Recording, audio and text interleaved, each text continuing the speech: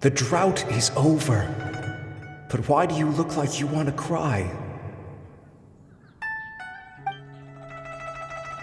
The potion. It's nearly run its course. I've never regretted meeting you. Not even for a second. Please. Please, no.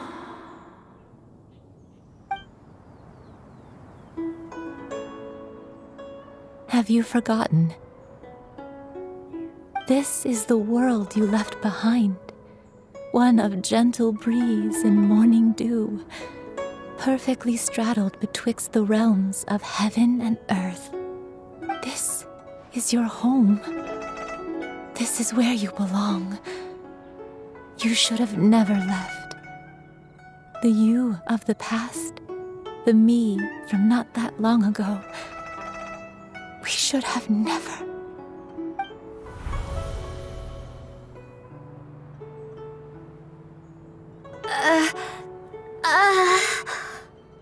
So that is the truth. No wonder this place is so familiar. Granny!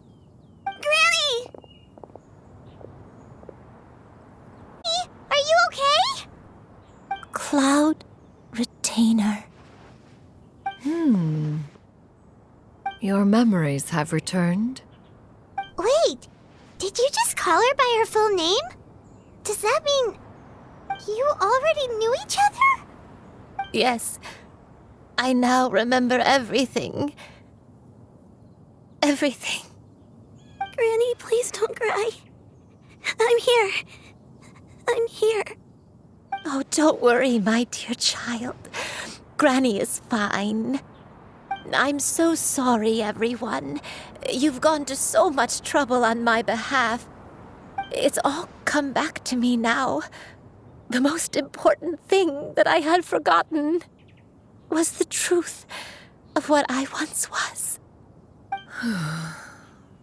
One can sense the guilt that now plagues your conscience. Reclaiming a truth long buried is sure to come with a myriad of complex emotions. Perhaps one should recount the story on your behalf while you compose yourself. No, it's okay. Now that I've remembered, I must face my memories head on. Shuyu, everyone, I cannot thank you enough for all your help. I'm ready to tell you my story, if you're willing to listen. Please, Granny, don't force yourself. What happened in the past doesn't matter. I love you more than anything. Nothing you say can change that. I know, dear child. My feelings for you are exactly the same. It is for this reason that you deserve to know the truth.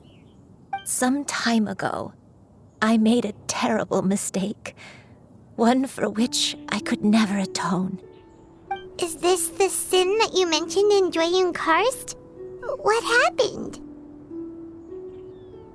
I am, in truth, not a human being. My real form, one that I held for centuries, was that of a wild crane. I spent many, many years living on Mount Outsong, bathing in the soft breeze and drinking the sweet dew of the mountains. At some point, I somehow gained wisdom and sentience.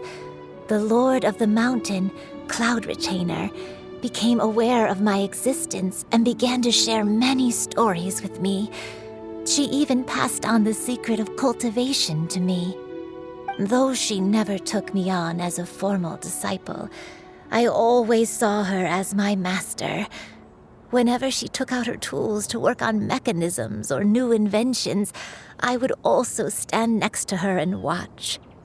I even contemplated completing my training and becoming an adeptus in my own right. I followed her teachings, and time gradually passed us by. Until that fateful day 50 years ago. 50 years ago?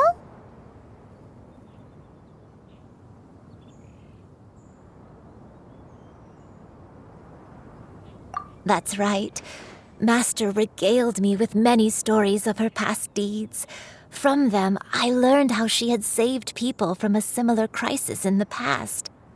She was the one I looked up to the most. More than anything, I dreamt of becoming an adeptus like her.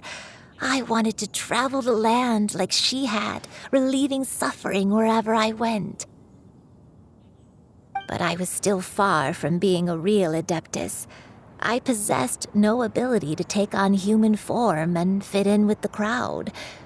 Once she learned of my desires, Master prepared a special dose of human mimicry potion for me. She warned me that the potion's effects would only last 10 years, and if I were to fail to return to my original form at the end of that time, I would forever forget my past as a crane and become something neither human, beast, nor adeptus. Oh no. So that was the source of your dementia all along. Was it because of Grandpa? Indeed, I fell in love. Though he was human, he had spent his entire life training on Mount Tianheng. When we met, it was not only my first foray into the world below, but his as well. Although clumsy and impulsive as he was, you'd think he was the real strange bird among the two of us. But still, just like me, he cared deeply about the world and wanted, more than anything, to cleanse it of all pain and suffering. I could not help but fall for him. But my time continued to tick away. Those 10 years passed by in a flash. Yet I did not want to leave his side, so I... Oh no. What happened next? I committed an offense. I wanted to stay with him, even if it meant living a life full of pain and suffering, even if it meant that I would eventually turn into a monstrosity. I knew I had betrayed Master's hopes, but I was too ashamed to face her. So I wrote her a long letter instead and asked someone to leave it outside her abode. I was convinced that she would not support my decision, and I lacked the courage to speak to her face to face. In my shame, I fled and tried to hide from the world, such that no one would be able to find me again.